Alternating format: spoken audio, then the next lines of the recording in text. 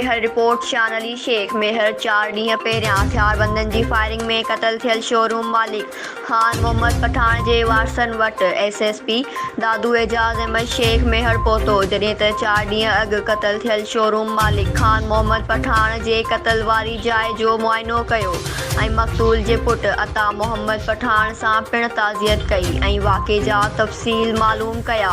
जॾहिं त SSP Dadu Ejaz Ahmed Sheikh national press club Mehar जे साफ़िन सां ॻाल्हाईंदे चयो त असां वाक़े जे हर रुख़ खां जांच करे रहिया आहियूं। हीउ केस हाई प्रोफाइल आहे। जांच कमेटी जोड़ी आहे। जल्द जवाबदार गिरफ़्तार कया वेंदा। मक़तूल जा वारिस जॾहिं चाहिनि त केस दाख़िल कराए सघनि था।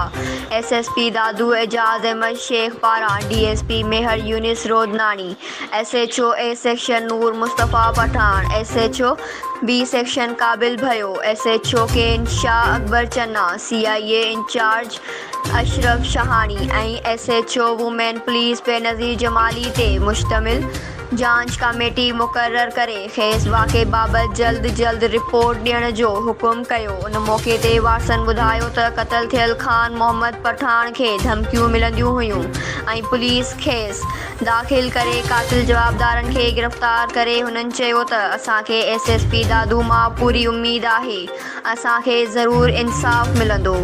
न्यूज़ सिंध एक्सप्रेस न्यूज़ मेहर।